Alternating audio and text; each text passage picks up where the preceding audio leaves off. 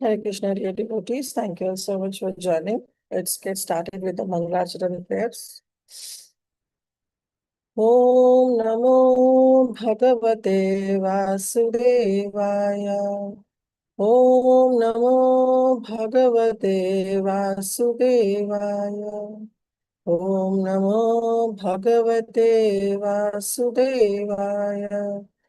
Narayanam namaskrityam naram chaiva narottamam devim saraswatim vyasam tato jayamudiraye नष्टप्रायेषु अभद्रेषु नित्यं भागवत सेवया भगवती उत्तमश्लोके भक्तिर्भवति नैष्टिकी कृष्णाय वासुदेवाय देवकी नन्दनाय च नन्दगोपकुमाराय गोविन्दाय नमो नमः। ॐ अज्ञानतिमिरन्धस्य ज्ञानाञ्जनशलाकया चक्षुरुन्मिलितं येन तस्मै श्रीगुरुवे नमः। श्रीचैतन्यमनोभीष्टं स्थापितं येन भूतले स्वयं रूप कदा मह्यं ददाति स्वपदान्तिकम्। नमो विष्णुपादाय कृष्णप्रस्थाय भूतले श्रीमते भक्ति वेदांत स्वामिनिति नामिने नमस्ते सारस्वते देवे गौरवाणी प्रचारिणे निर्विशेष शून्यवादी पाश्चात्य देशधारिणे जय श्री कृष्ण चैतन्य प्रभु नित्यानंद श्री अद्वैत गदाधर शिवासादि गौर भक्त वृंदा। हरे कृष्ण कृष्ण कृष्ण हरे हरे हरे राम राम राम हरे हरे। गुरुवे गौरचंद्राय राधिकाय तदालय कृष्णाय कृष्ण भक्ताय तत्भक्ताय नमो नमः। मुखं करोति वाचालं पङ्गुं लङ्घयते गिरिं यत्कृपातमहं वन्दे श्रीगुरुदीनतारिणं परमानन्दमाधवं श्रीकृष्ण चैतन्य ईश्वरम्।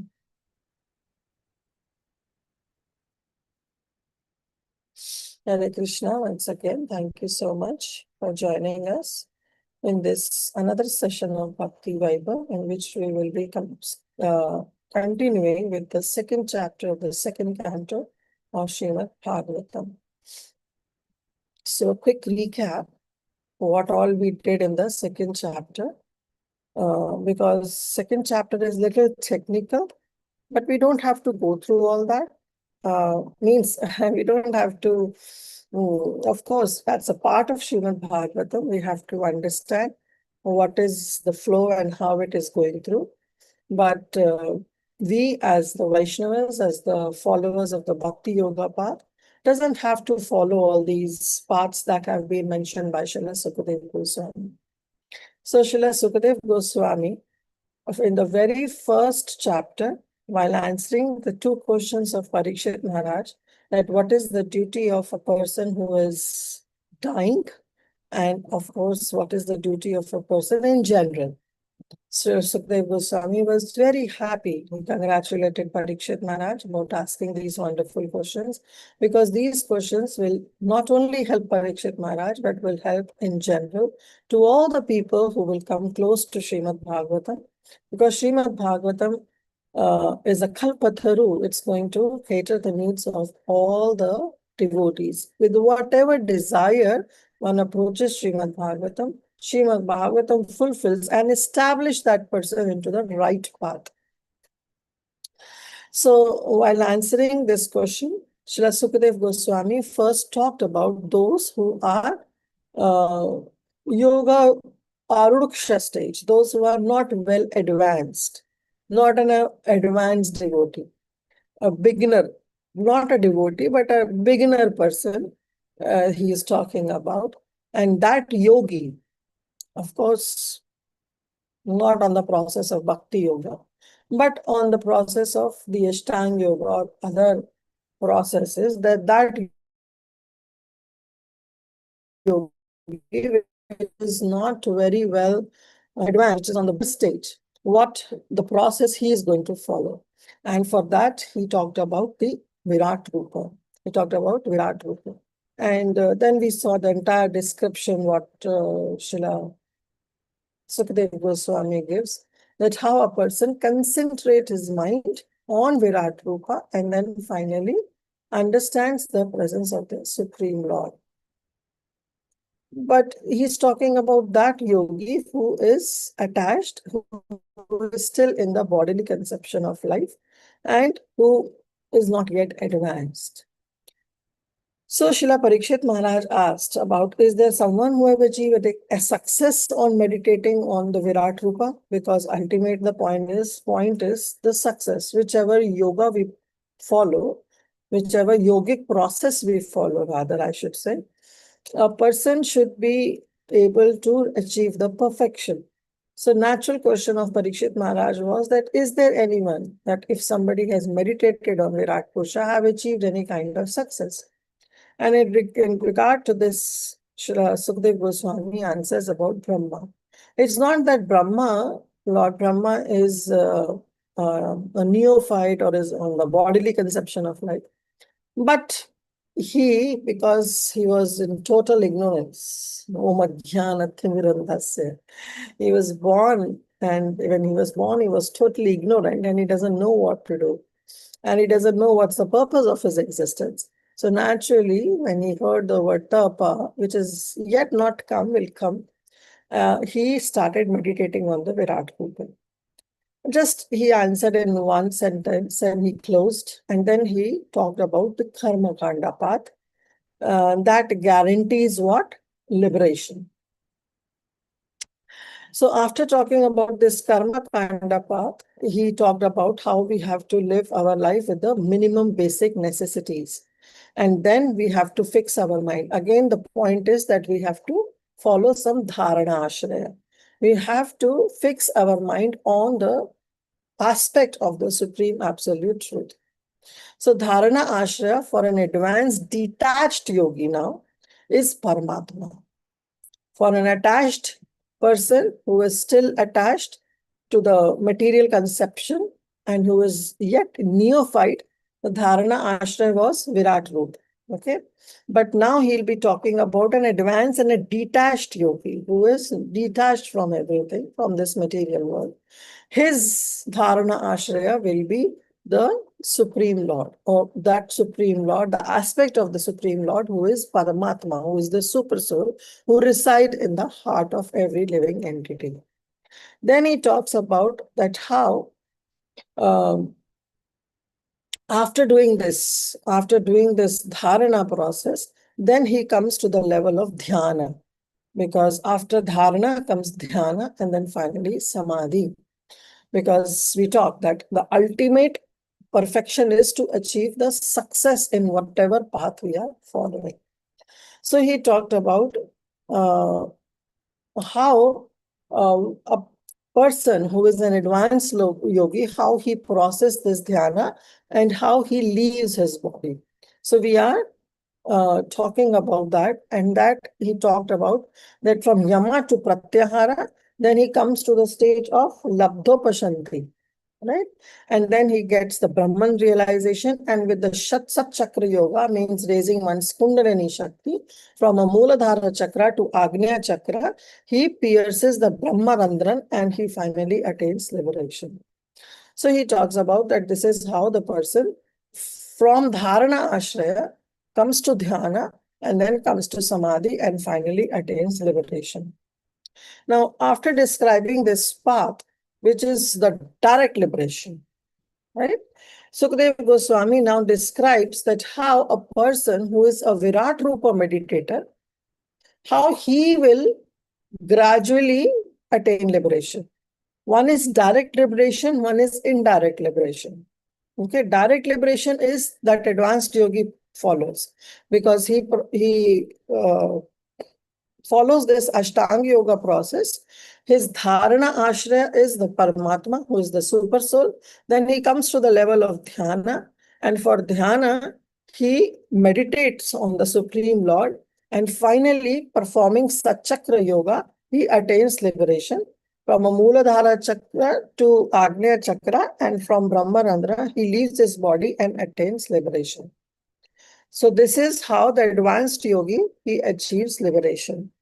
Now, those who are meditating on the Virat Roop, how they will achieve liberation? Because see, there are different processes. And these different processes, the final is to achieve liberation or to achieve the supreme absolute truth. That is the final. So now he is talking about this, that how a person who is not yet advanced or who is a meditator of Virat Purusha, how that person will achieve liberation. And that he talks about krama mukti. Krama means step by step, kram se jo chalta hai. Krama mukti, gradual liberation he will attain. Why? Because he's meditating on Virat Rupa. And who is? He is still attached. He is still attached to certain kind of enjoyment. He has certain desires to enjoy.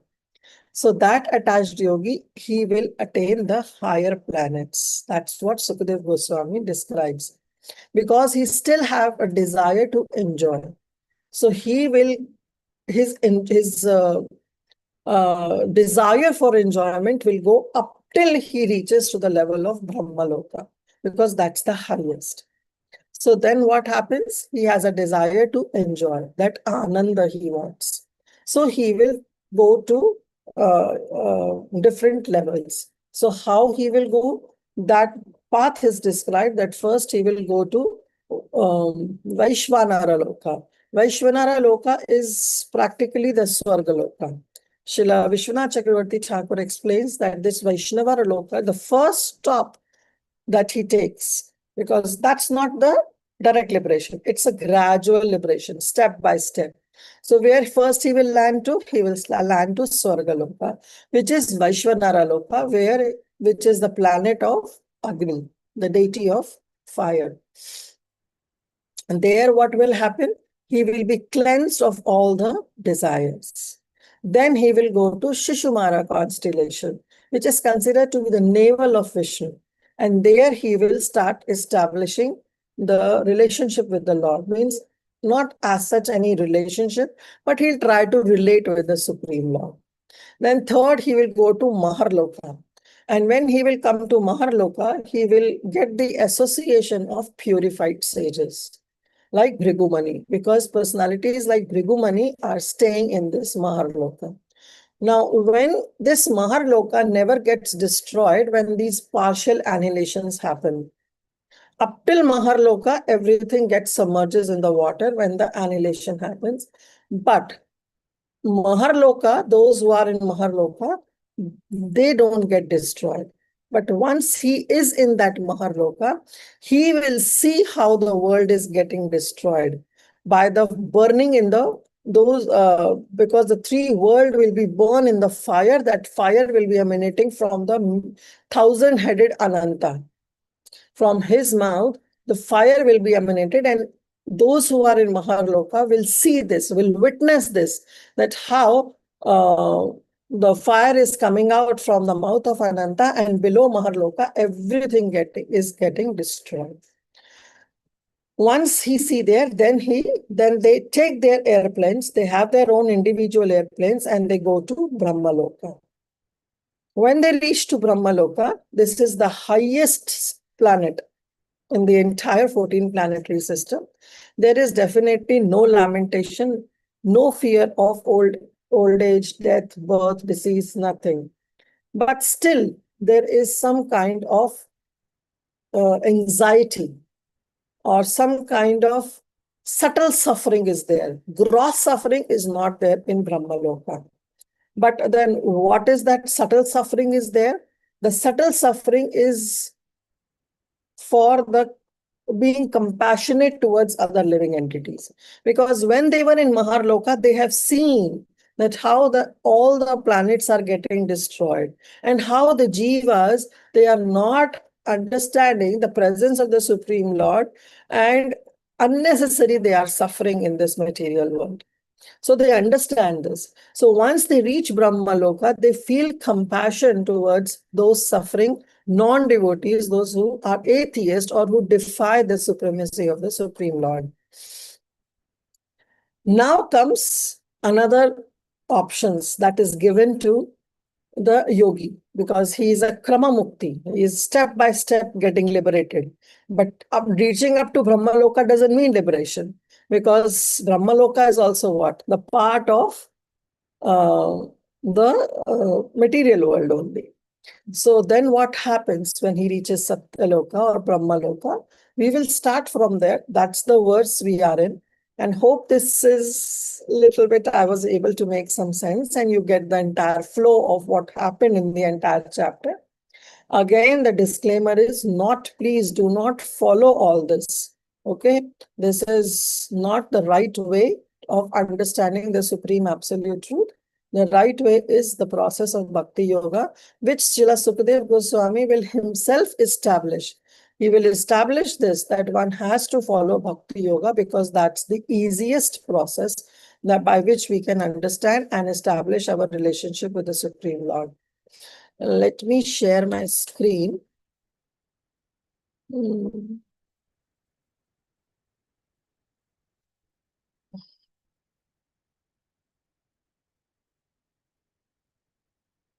28th verse, right? Yes.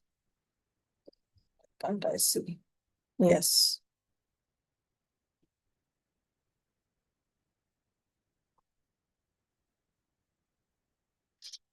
So this is 28th. Let's see 27th, what it says. That in the planet of Satyaloka, there is no suffering, there is no bewilderment, neither there is old age, nor there is death. There is no pain of any kind, and therefore there are no anxieties.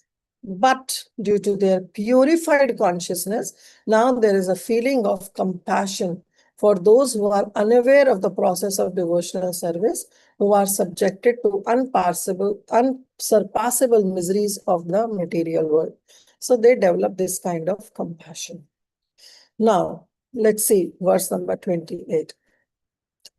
Tato vishesham prapipadya nirbhayas tenatmanapo nalamurtiratvaram jyotirmayo vayumupetya kale vayavatmanakham brihat atmalingam. Somebody can read the translation. Hare Krishna Mataji. After reaching Satyaloka, the devotee is specifically able to be incorporated fearlessly by the subtle body in an identity similar to that of the gross body, and after one after another, he gradually attains the stage of existence from earthly to watery, fiery, glowing, and airy, until he reaches the eternal stage, ethereal stage. Thank you, Sunil. So, the question now, the point comes is that a person reaches to Satyaloka or Brahmaloka. So, the devotee is specifically able to be incorporated fearlessly by the subtle body in an identity similar to that of the gross body. And one after he gradually attains the stages of existence from earthly to watery, fiery, glowing, and airy until he reaches the ethereal stage, that is ether of the sound. So what Srila Sukadeva Goswami is saying now, that those devotees who have come to the stage after this Krama Mukti, they have come to the stage of Brahmaloka, which is the highest in the position as compared to the material world. Brahmaloka, they get purified because they have no further desires, and if they get purified with no further desires, and they feel compassionate towards those who are suffering in this material world. Now there the chance is given, not the chance, rather the choice is given that you can directly take liberation from here. But when you have to take directly liberation from Satyaloka, you have to wait till the end of Brahma's life. Okay, so Brahma's life have to be ended. And only when Brahma's life is ended, then he will attain liberation, same time as Brahma attains liberation. But if at that point of time, before that liberation, if somebody wants that, no, I don't want to wait, there is a choice given. And if he decides that I don't want to wait till the end of Brahma's life and I want liberation before, then what happens? Then Srila Sukadeva Goswami explains that he will gradually cross over all the layers by which the entire universe is covered. Okay, so we know all the universes, they are covered with 8 coverings. That is earth, water, air, fire, ether, mind, intelligence, and ego. This is again in krama. This is again in sequence. And all these are one layer and the another layer. It 10 times harder, 10 times denser. Like earth, then water, then air, fire, then ether, and finally the mind, the intelligence, and the ego. Ego is the densest of all the layers, which is very, very hard to pierce. So gradually, this person, this devotee, will pierce all these layers and will finally cross even the layer of ego, the layer of egoism. So let's read what Srila Prabhupada has to say. Anyone who can reach Brahmaloka or Satyaloka by dint of spiritual perfection and practice is qualified to attain 3 types of perfection. One who has attained a specific planet by dint of pious activities attains places in terms of his comparative pious activities. So if somebody, how one will reach to Brahmaloka? One who is performing some pious activities. His piety is enough by which he can attain this Brahmaloka.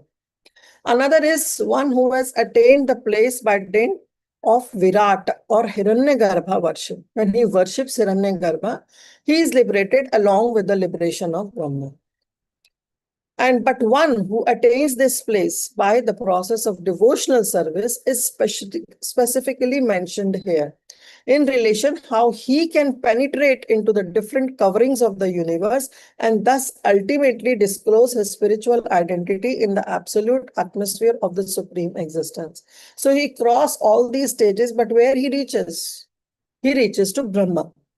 Because after this, when you have crossed even the layer of ahankar, the layer of ego, then there is only Brahman. Right? So he will come to the stage of Brahman. Now, Srila Jiva Goswami, Prabhupada is quoting Srila Jiva Goswami, that according to Srila Jiva Goswami, all the universes are clustered together up and down, and each and every one of them is separately sevenfold covered. So why he's saying sevenfold covered? Because he's not considering the pradhan. If you consider the pradhan also, then it is 8. So each covering is 10 times more expansive than the previous covering. So earth, then water, earth, water, air, fire, ether. Ether is sound. And then the mind, intelligence, and ego. Okay. And after that, what happens? One sees only water. That is the water of causal ocean.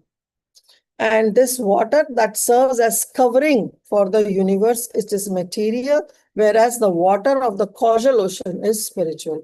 So now what happens? He has crossed all the material and has come to the level of spiritual. And this spiritual that means is considered to be the false egoistic covering of all the living entities and gradual progress of liberation from the material coverings, one after other is mentioned here. And then one comes to the kingdom of God. What is this kingdom of God? This is Brahman. So after reaching there is no fall down. There is no fall down because he has crossed all the material coverings. So he sheds everything. He sheds his gross, he sheds his subtle, and he goes to the Brahman realization, where still there is some kind of ananda, but that ananda is not the complete ananda. Okay. Now, this is Srila Shirda Swami, who is the original commentator of Srimad Bhagavatam. He confirms that a part of the material nature, after being initiated by the Lord, is known as Mahat Tattva, and a fractional portion of Mahat Tattva is called the false ego.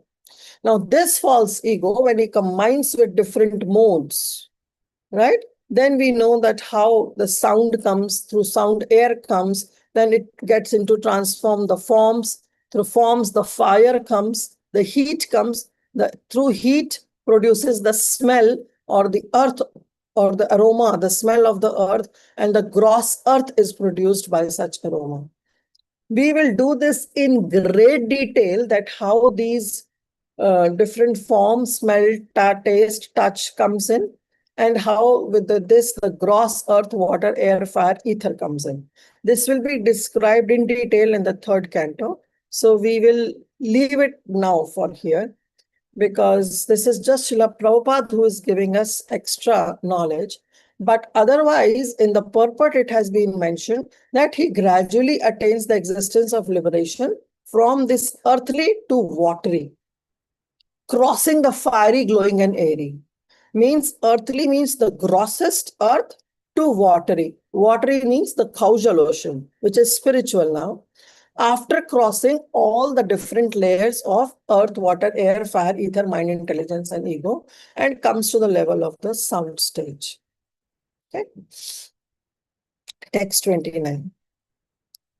Granena gandham rasnena vairasam rupam cha drishtya shashvatam tvachaiva shrotrena chopetyana bhogunatvam pranena chakutimupayati yogi. Somebody can read the translation. Hare Krishna, Bhaji. Mhm. The devotees thus surpasses the subtle objects of the different senses, like aroma by smelling, the palate by tasting, vision by seeing forms, touching by contacting, the vibrations of the ear by ethereal identification, and the sense organs by material activities. Hare Yeah. Krishna. Thank you, Prabhu. So now what is happening as the devotee is progressing onto different path, he's shedding everything. He is surpassing the subtle objects of senses like aroma by smelling. So he is giving this taste, he's giving up. He's giving the sense of form. He's giving the sense of hearing. He's also giving the sense of all the material activities.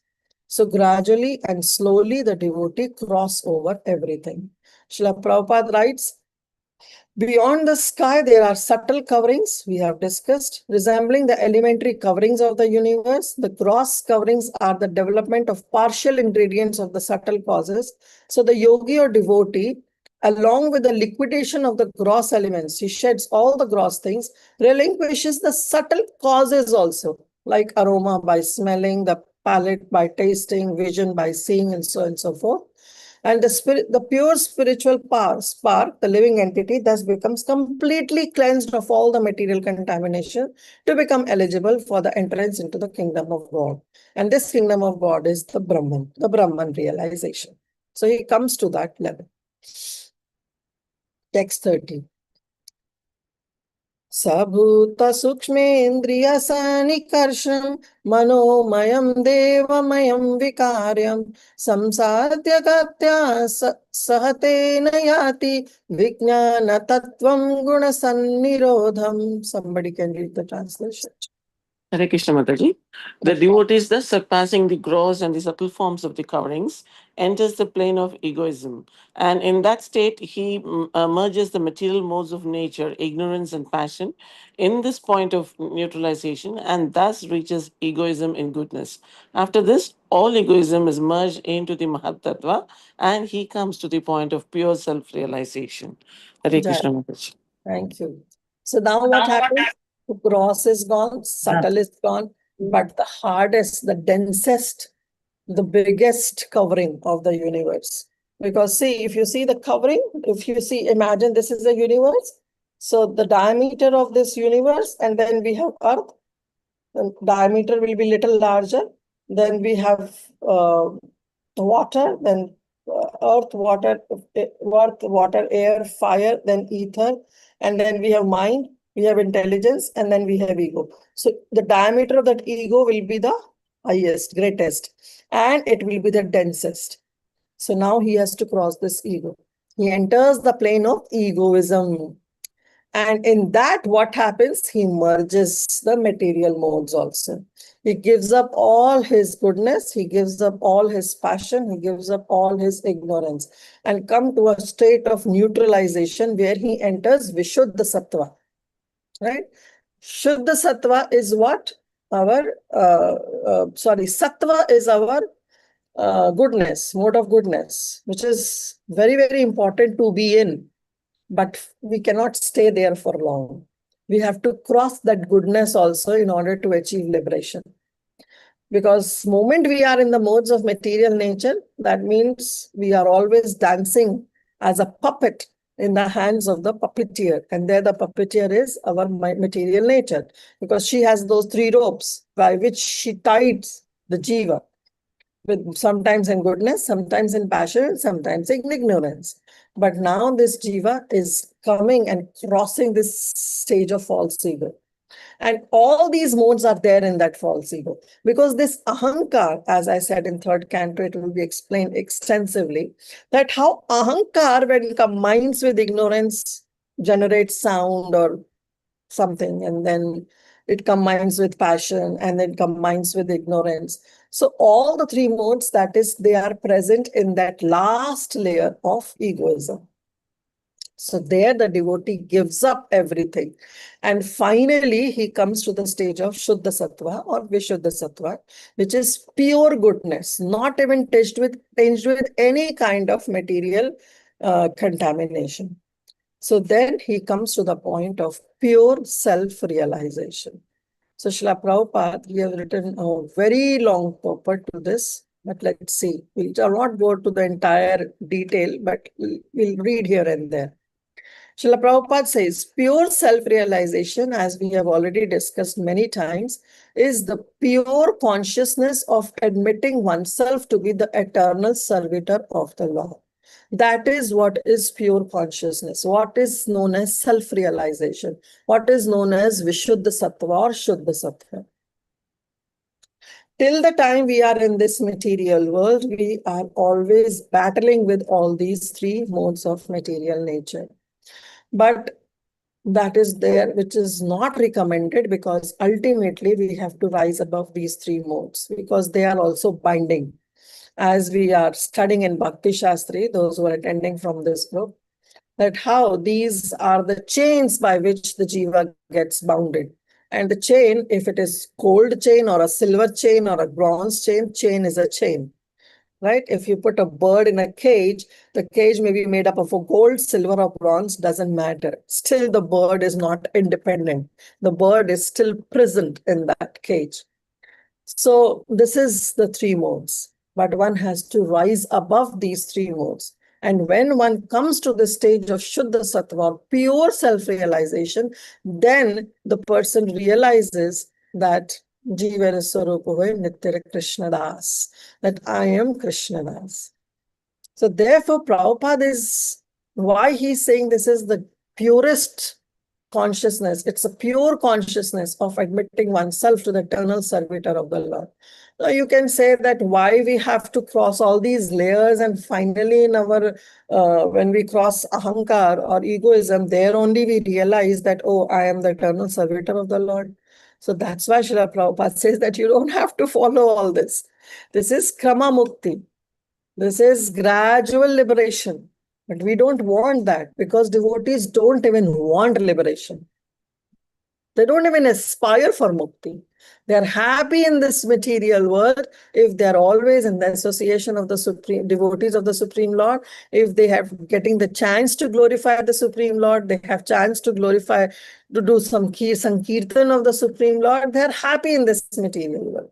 They don't want any kind of liberation. They don't want mukti. Mukti even stands at the doorstep of the devotee while folding her hands to please accept me. But the devotee even rejects that, because the devotee realizes in this world only, with the association of pure devotees, that, and of course the association of the Shastras, that we are the eternal servitor of the Supreme Lord. That constitutional position is understood by that jiva in being in this world. So he doesn't have to go through all these process. That's why I gave this disclaimer that we don't have to follow this process. But then why Srila Sukadeva Goswami has to tell when Srimad Bhagavatam is dealing something which is very pure and which is a direct process? Because Srila Sukadeva Goswami himself will reject all this. In the future verses, we will see he himself will say, see, this is what I am explaining you because there are many sages also around in this assembly who are sitting and who are trying to follow these processes. So I want to give this understanding to them also that these processes are very cumbersome processes. So why not follow the process of Bhakti Yoga? So Srila Sukadeva Goswami said, now I will give my opinion. Up till now, you were asking those two questions, and those two questions I was answering in keeping those sages also in my mind, because there are many sages who were present there, and they were not all of the process of Bhakti Yoga. Some were Karma Yoga, or some Jnana Yoga, or Ashtanga Yoga. That's why he said that I want to cater the needs of everybody, because the Srimad Bhagavatam is a kalpataru. But then he says in the later few verses that now I want to give my personal opinion. And my personal opinion is to follow the process of Bhakti Yoga, which is the simplest of all. So then the stage of rendering devotional service to the Lord without any hopes of emolument from the Lord, any exchange from the Lord, or in other way, can be attained with when the material senses are purified and the original pure state of the senses is revived. That's what happens to the pure devotees, even if they are in this material world. It is suggested here that the process of purifying the senses by the yogic way, namely the gross senses, are merged in the mode of ignorance. The subtle, they are a mode of passion, and the mind belongs to the mode of goodness. And therefore, it is called Devamaya. Manomayam Devamayam Vikaram. So all the Vikaram, all this Manomayam, the mental plane, that is merged into this Devamayam. It is left in this level of this highest suffering or highest layer of that universe, which is ego. And then what happened? The mind is purified. And when it is fixed in the conviction of being an eternal servitor of the Lord, therefore the simple attainment of goodness is also a material mode. One has to surpass this stage also and come to the level of purified goodness of Vasudev Tattva. This Vasudev Tattva helps one to enter into the kingdom of God. So it's not that being in mode of goodness is not recommended. Being in mode of goodness is recommended, but one cannot stay in mode of goodness because, again, it's a material mode which is going to bind us, entangle us. We have to rise above the three modes. A lot of time I've given this example. Again, if somebody who has not heard, I'll just say once more that this mode of goodness is compared to an airport. When you have to board a flight, you have to go to the airport. You just cannot expect the flight to come to your doorstep.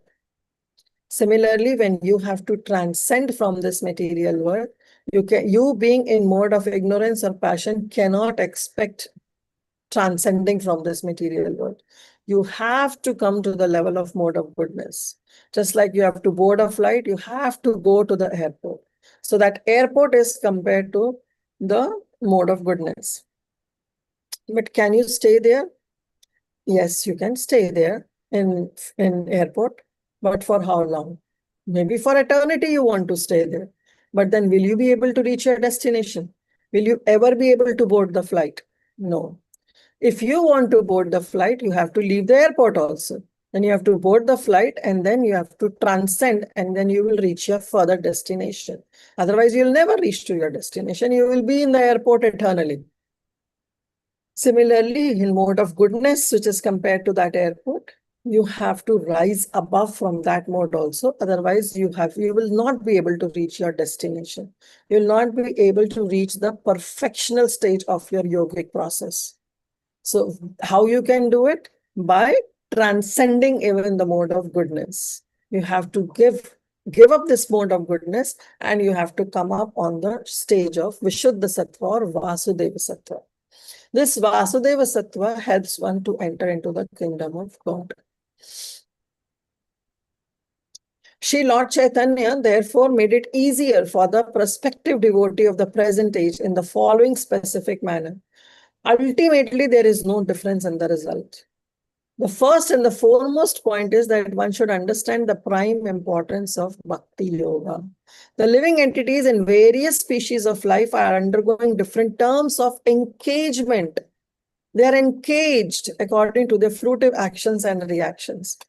But in the execution of different activities, one who secures some resources in Bhakti Yoga can understand the importance of service to the Lord through the causeless mercy of the Lord, as well as through the spiritual master, who is the direct representative of the Lord. And then Chaitanya Mahaprabhu, he gives the entire thing, that how it happens.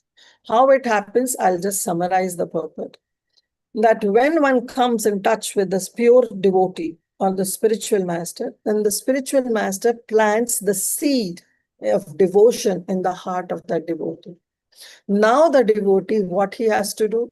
He has to nurture that seed. And that nurturing of the seed happens through watering or hearing, through Shravanam and chanting.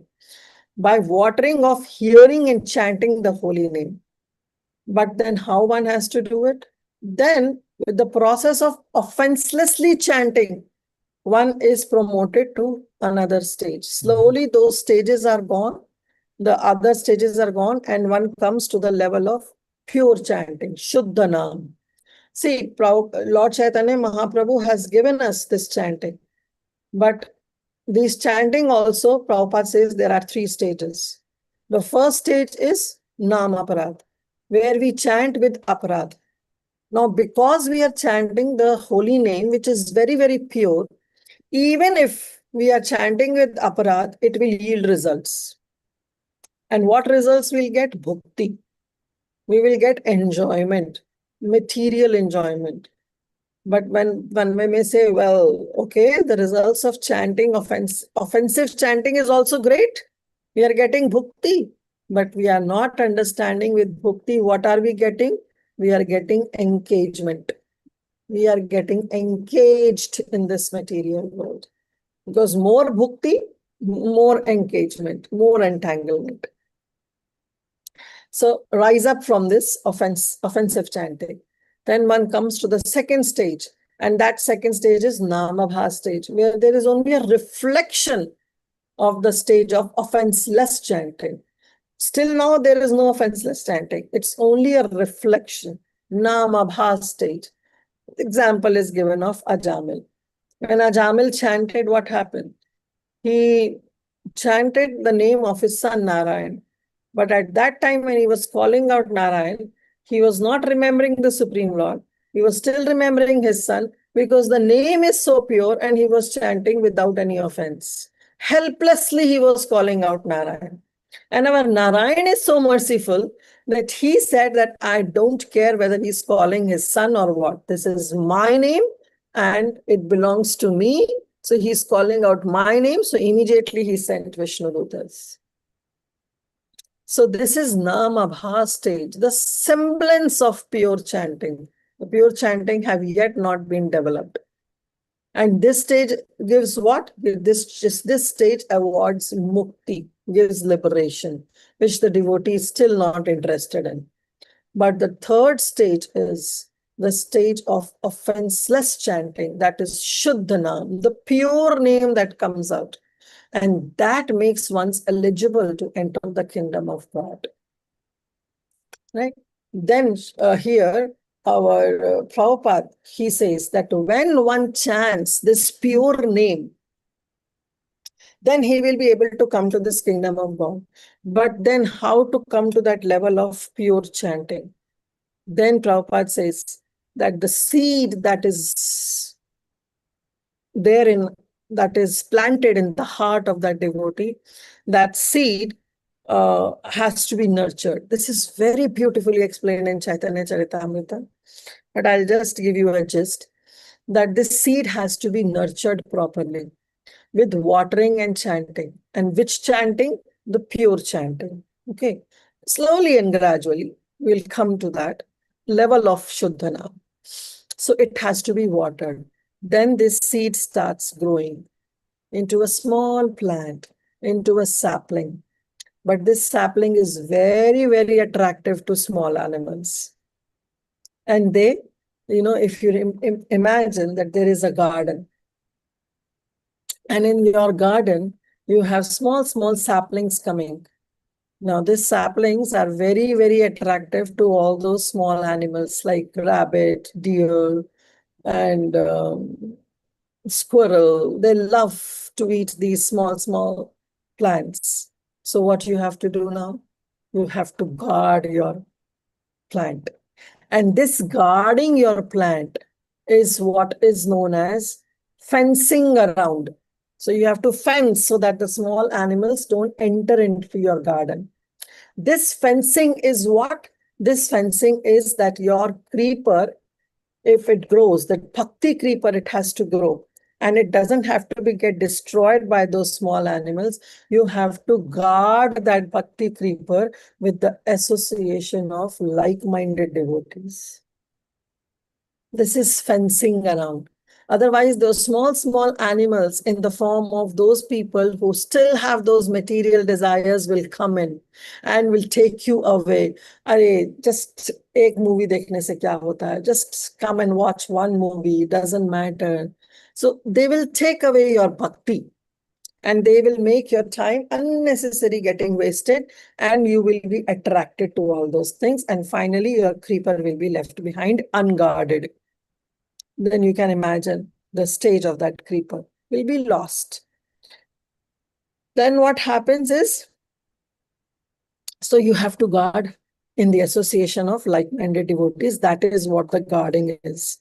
Now the creeper has to grow further. When the creeper grows further, sometimes what happens with the creeper, some weeds come out. So weeds also have to, what the weeds do, they take the nourishment and leaving the plant, the original plant, to be unnourished, because the original plant starts drying up because the weeds are coming. These weeds are also, they have to be uprooted. They have to be uprooted. And these weeds are the desires of enjoying, the desires of accumulating possessions. They will start coming along with this process of bhakti. And with this bhakti, not only these material desires, but the desires of puja, labh, pratishtha, that is the desire that I should be worshipped, I should be acknowledged. Come on, I am in this process of bhakti yoga for so many decades. I have to be acknowledged. I have to be worshipped. I should get some man. I should get some worship, some pratishtha, some adoration. I should get it. All these are different weeds that grow along with our bhakti. And then what we have to do? We have to Trinadapi sunitena, tarorapi sahisuna, amanina manadena, kirtanaya sadari. We have to uproot these weeds. We cannot cut those weeds because again the weeds will grow. And these weeds, the form of those weeds are exactly like the original creeper. So when we are in this process of bhakti, this puja, labh and pratishtha, this fame, this adoration, when it comes, we start thinking that I deserve this. We get this mentality that we deserve this. After all, I am in so many decades, I am in this process of Krishna consciousness. So I deserve this. So it looks like that my bhakti is growing, but it's not the bhakti is growing. It's the weeds that are growing because of the adoration that we are getting from different people. So we have to be very, very mindful that yes, fencing we have done.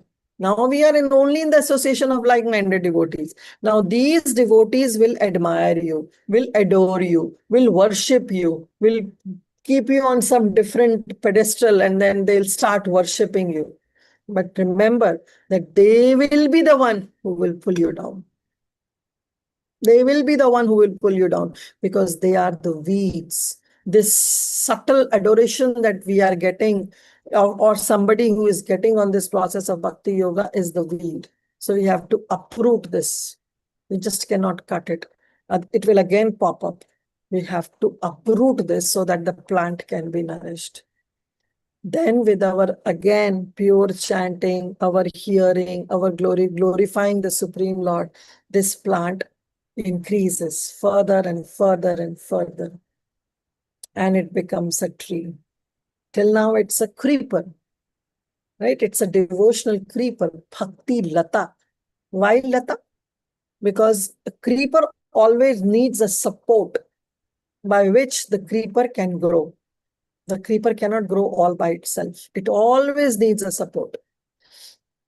The classic creeper is, if you might have grown cucumber in your backyard, or money plant. Famous in India, we have money plant. So you need a something to tie on, some moss, and then later you can tie on further so that the plant gets the support.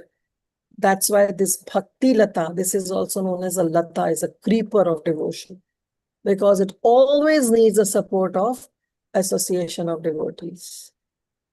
Whether you are at the beginning stage or you are on the level of Prema Bhakti, you always need the support of association of devotees. So now this plant is growing slowly, gradually, it is increasing. Now this creeper is getting what? Some fruits, some flowers and some fruits are coming. So when the flowers comes, that's the stage of bhava, where you get certain emotions for the Supreme Lord. You develop some bhav for the Supreme Lord. And finally, the fruit is Prema Bhakti. The fruit is Prema Bhakti. And when that fruit comes, you pluck that fruit from your own devotion creeper and you offer it at the lotus feet of the Divine Couple. So this is the entire very nice process and a very blissful process, but this process has to be guarded time by time. Time to time, it has to be guarded. Otherwise, in no way this plant can grow and it will be ruined very soon.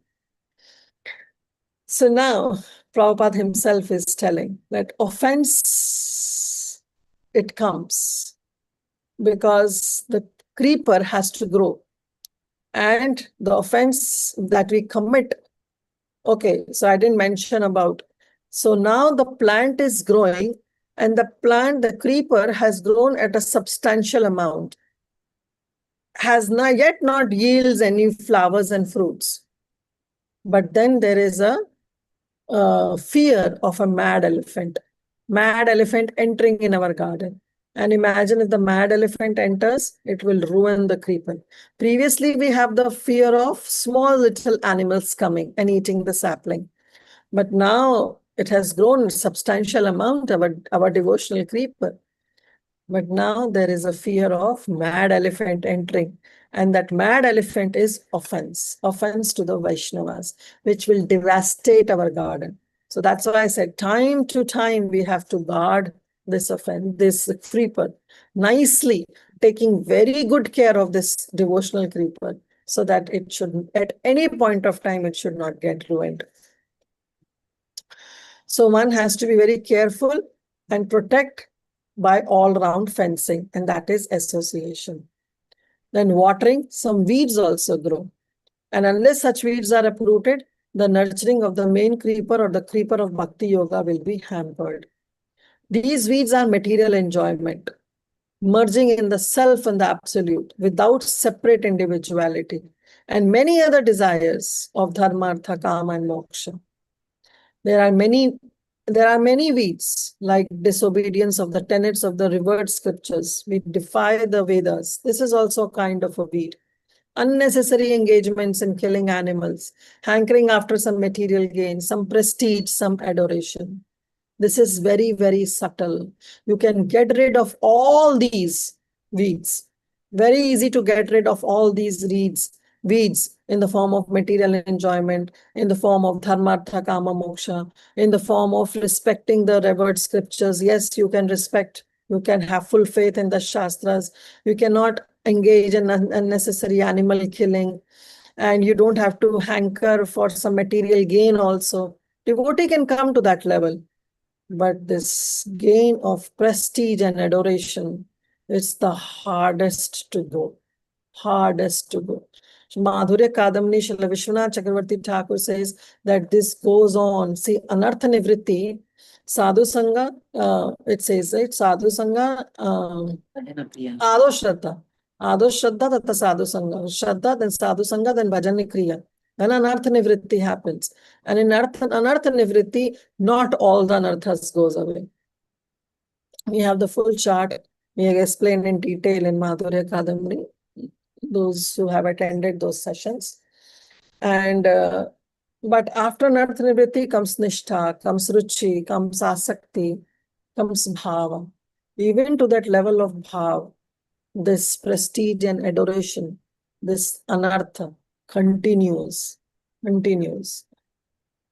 Prabhupada says, if sufficient care is not taken, then the watering process may help to breed the weeds.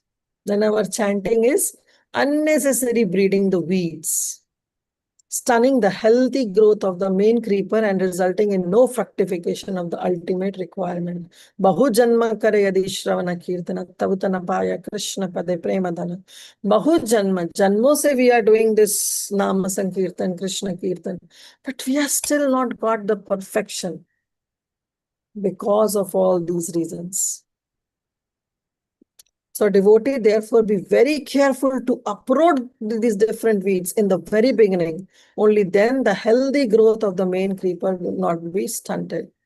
And by doing so, the devotee is able to relish the fruit of love of God and thus live practically with Lord Shri Krishna, even in this life, and we will be able to see the Lord at every step. This is the title of our chapter also, right? The highest perfection of life is to enjoy life constantly in the association of the Lord. And one who can relish this does not aspire after any temporary enjoyment of the material world via other media. So this is Srila Prabhupada's purport, where he says that even if somebody comes to this understanding of this verse, he should get the essence that the bhakti is the highest.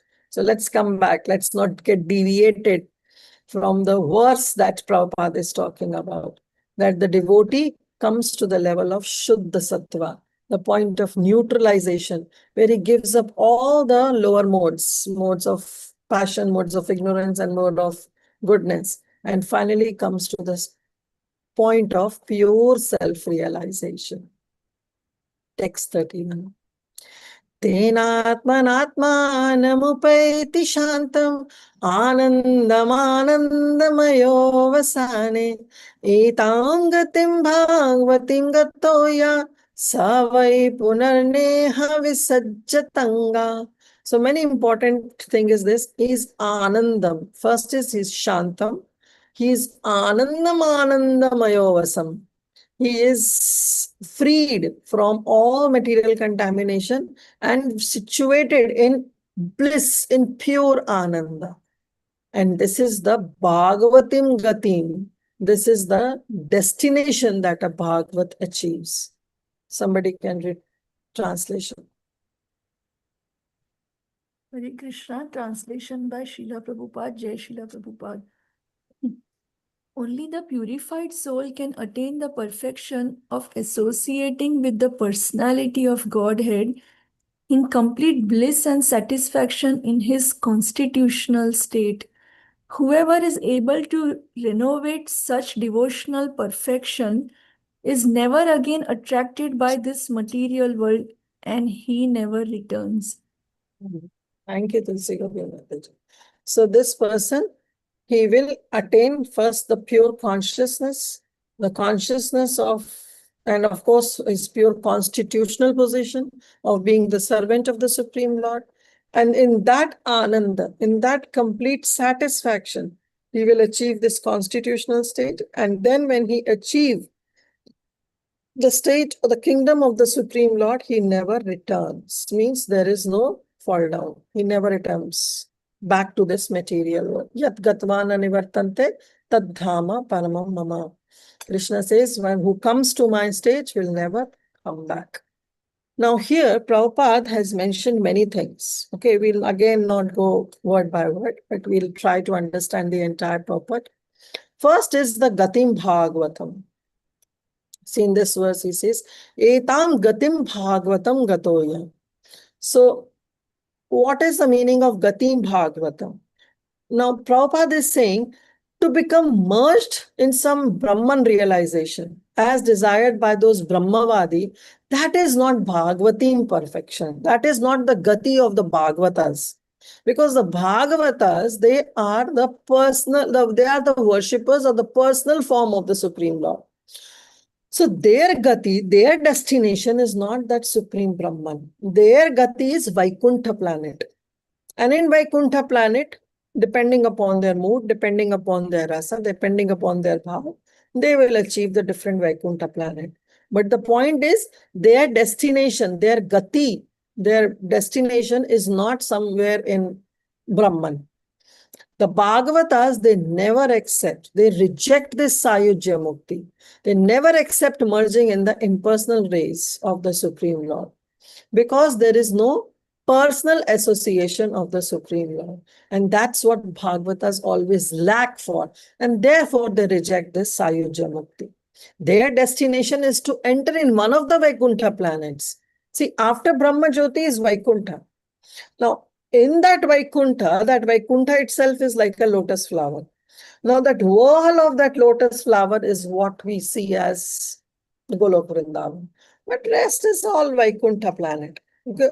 Even the Golok Vrindavan is also in that Vaikuntha. So Prabhupada is generalizing that the Bhagavatam Gati, those who are Bhagavatas, those who are the personal worshippers of those who are the worshippers of the personal form of the Supreme Lord, their Gati is not somewhere in Brahman. Their Gati is to reach to the level of Vaikuntha.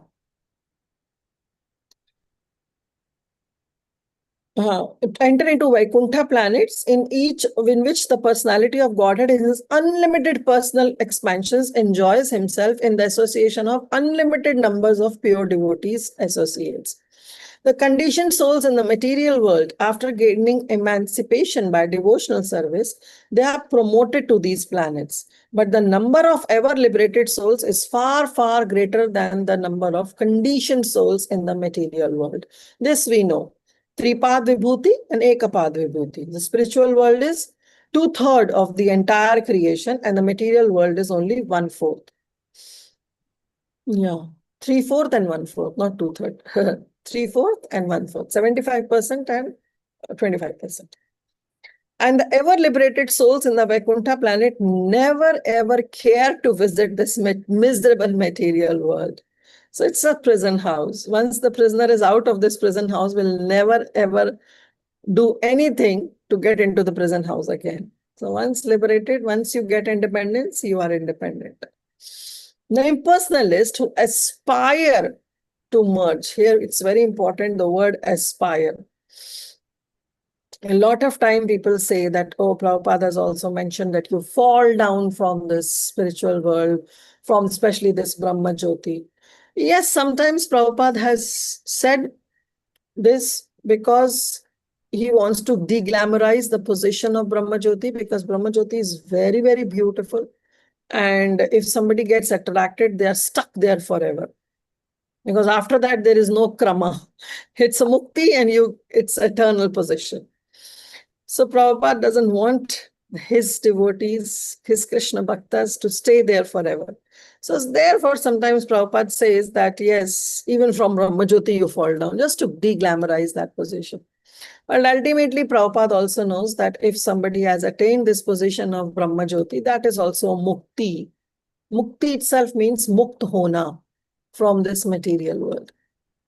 So now Prabhupada, he's quoting that those who aspire to merge in the impersonal Brahman, or Brahma Jyoti effulgence, have no conception of devotional service to him in the personal feature, right? And may be compared to certain species of fish, analogy he's giving, who are born in the rivers and rivulets, and they migrate to the great ocean. They cannot stay in the ocean indefinitely. for their urge for sense gratification. And that's what brings them back to the rivers and the streams to spawn. Similarly, when the materialist becomes frustrated in his attempts to enjoy himself in the limited material world, he may seek some impersonal liberation by merging either with the causal ocean or with the impersonal Brahman Jyoti. However, neither a causal ocean nor the impersonal Brahman Jyoti effulgence affords any superior substitute for association and engagement of the senses. And the impersonalist will fall again into the unlimited material world to become entangled once more in the wheel of birth and death, drawn by the inextinguishable desire for sensual engagement. But any devotee who enters the kingdom of God by transcendental engagement of his senses in devotional service and who associates with the liberated souls and the personality of Godhead there will never be attracted to the limited surroundings of the material world. What Prabhupada is saying is, in nutshell, that Prabhupada is saying, those who think themselves that they are liberated, vimukta maninas, right? Ye Arvinde vimukta man, Arvindaksha vimukta maninas, those who are thinking that they can get certain ananda, some happiness by merging into that Brahman, they will definitely fall down because they have yet not achieved the stage of Brahman. They are only aspiring to merge in the impersonal effulgence. So they will definitely fall down. That's what Prabhupada says. To de-glamorize the position of this Brahma Jyoti, Prabhupada has quoted that why unnecessary try to go to a place where there is no engagement of your senses. After all, we are not inert matter. We need some engagement. So if there is no engagement, then normally we have heard devotees saying that Prabhupada says you get bored there. There is no boredom as such, but you get bored there and then you decide to come back. So naturally you will come back to this wheel of cycle of birth and death, and you will fall again and become entangled in this material world. Now, why Prabhupada is saying this? Because Prabhupada wants to de-glamorize the position of Brahma Jyoti, that there is no point even staying there. But otherwise, if you go there and you stay there, means if you have reached to that level, there is no fall down. It's an eternal position of a soul to be in Brahman. Okay, so that's why devotees don't even hanker for it. Otherwise, this Brahman, there is Ananda there. Brahmananda, the Brahmananda is there. There is Ananda, but not the full Ananda. Place is very, very beautiful, but there is no engagement of any senses or establishing any relationship. But the devotees, they always hanker to establish the relationship. In the Bhagavad Gita 8.15, the Lord says, the great Mahatmas or the Bhakti yogis, after attaining my association, never come back to this material world, which is full of miseries and which is non-permanent. Mamopetya punarjanma dukkhalayam ashashvatam. This place is declared in Bhagavad Gita as dukkhalayam. Whether you are in US, you are in India, you are in New Zealand, you are in Australia, you are in any part of the world, forget about this earth. Even if you are in Brahma Loka or you are in Patal Loka, it is dukkhalayam ashashvatam. Napnuvanti mahatmam samsiddhi paramam gatim. So, you never come back because you understand the position of the Supreme Lord, and when you attain his association, nobody wants to come back. Now, 1 minute, Tulsi Gopi Mataji, let me finish this purport, I'll come back. The highest perfection of life, therefore, is to attain his association and nothing else. The Bhakti yogi, being completely engaged in the Lord's service, has no attraction for any other process of liberation like jnana or yoga. The devotee is a 100% devotee of the Lord and nothing more. So Prabhupada time and again is reminding, it's a sulabha process. It's the easiest process. Please accept this process of Bhakti Yoga. Don't get deviated. Don't think that, oh, sometimes when you have a disease and you go to a doctor and then you approach to the doctor and the doctor gives you a simple medicine. And he says that, oh, just take this home remedies and you will be cured. Definitely no doctors prescribe these days. But if some sensible, genuine doctor, if you approach and if he give you some home remedies and he says just for cough and cold, you can take all this and you will be okay. And there is another doctor who give you the entire doses of antibiotics and sometimes recommends that why not you get admit in the hospital so I can treat you well. We feel no, that doctor is good because he wants to do the thorough study. And we reject the doctor who gives some home remedies. Same is the process of these different processes. We feel that, oh, just by chanting, we doubt the Shastras, that just by simply chanting Hare Krishna Maha Mantra, we will attain the perfection of life. We will attain Prema Bhakti. We start doubting. Then we start thinking, oh no, there is another jnana, there is another ashtanga. It's such a cumbersome process. They are doing so hard. But see, Sukhdev Goswami has mentioned how the direct liberation and indirect liberation he has mentioned. Do we really want to follow this cumbersome process? It is just like climbing the stairs going on the top of the building. Why unnecessary exerting ourselves? When you have an elevator, you can press a button and you can go on the top of the building. Okay, 1 floor, 2 floor is okay. Imagine if the 80th floor building is there, then going on to the 80th floor, is it sensible to go by staircase or it is sensible just to press one button and go by elevator? Definitely go by elevator. That is what the process of Bhakti Yoga is. Then he quote about Shantam and Anandam, that how the devotee who follows this process of bhakti is always shant, is always peaceful, and he is always in Ananda. Krishna Bhakta Nishkam Ataiva Shanta. Bhukti, Mukti, Siddhi, Kami. They are Sakali Ashanta. Shri Chaitanya Mahaprabhu says this. This is quoted by Srila Krishnadas Kaviraj Goswami in Chaitanya Charitamrita. That Krishna Bhakta is Nishkam. He doesn't have any desire. And if he doesn't have any desire, he's very peaceful, very, very satisfied, satiated, and Ataiva Shanta. This study fees 14 fees going to Chaitanya Chaitanya. So he's Ataiva Shanta. He is very, very peaceful. But if somebody has a desire of bhukti, if somebody has a desire of mukti, if somebody has a desire of some siddhi, getting some mystic powers, then with the hankering of getting fulfilled that desire, sakali ashanta, they will always be in ashanta state, right? So therefore Prabhupada says these two further notes, Shantam and Anandam, which denotes only to the process of devotional service, because only these two will be devoted, will be bestowed on the devotees, peace and satisfaction. The impersonal is desirous of becoming one. So he wants to become the supreme. Will he ever be able to become supreme? No, keep on desiring. This is a myth only. It's a myth. The mystic yogi will get some mystic powers, hankering after mystic powers.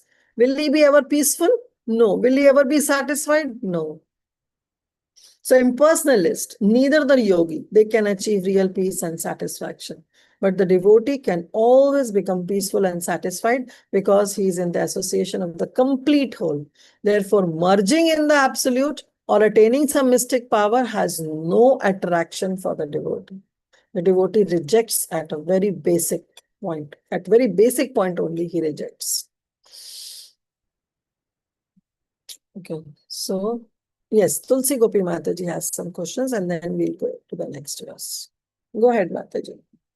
Hare Krishna Mataji, I had two questions. One is that, the Jivatma who attains liberation and impersonal in Brahma Jyoti, he doesn't have any material senses. So, like why is it mentioned that there is no engagement of the senses in that stage? Because he doesn't need to, that's why he is aspiring in this particular liberation. He doesn't have a need to like talk or socialize or engage in activities like in any sort of set. So That the Yes. second question. Okay. Gross is not there, Mataji, but the subtle is there. Our senses also get purified, right? Yes, we give up all our gross, we give up all our subtle, but still those impressions are there. And that impressions is what is the service that we have done. So naturally, this kind of desires develop. And as you said, that once you reach this Brahman, they have given up all the desires, they have given up all the gross and subtle. And that's why, it has been mentioned by our acharyas, especially Srila Jiva Goswami in the Sandarbhas, that this understanding that they get bored there in Brahma Jyoti doesn't happen, as you rightly said, because there is no point of developing that, oh, I need to do something for the Supreme Lord, because they're happy. They're happy. There is Ananda there, and they know what is the position of Brahma Jyoti and how they will be, and they were ready, and that's why they accepted. Right. So, but Prabhupada, he mentions sometimes all this so that he doesn't want his devotee to get even an iota of desire to get merged into Brahman, because it's very, very beautiful place. Very, very beautiful place. The classic example of Gop Kumar, when he goes in Brihad Bhagavatamrita, it has been mentioned. And there, Srila Sanatana Goswami has described this this position of Brahma Jyoti. It's very, very beautiful. And even Jiva Goswami mentions in Sandarbhas. I don't think it's mere a light and there's nothing else. No, it's a very, very beautiful place.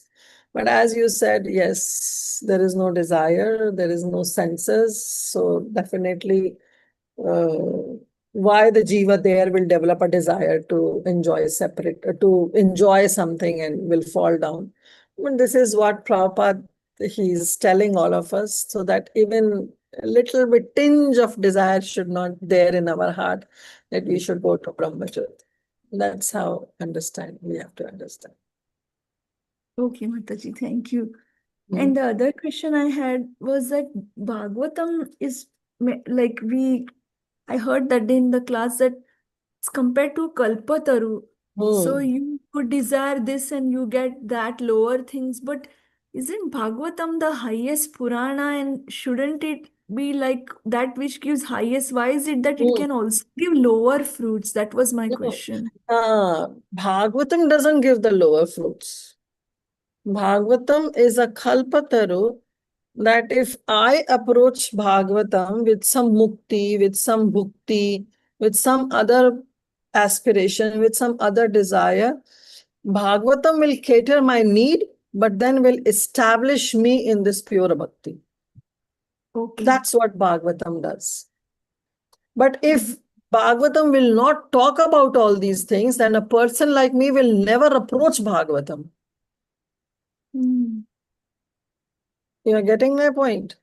So if we know that there is a desire tree, and that desire tree can fulfill all the desires of everybody. Now, everybody is going to that desire tree. Just being a Kalpataru, that tree is attracting all the people. Okay. Now, when they're attracted, the tree is establishing them in the pure bhakti. That's what Bhagavatam is doing.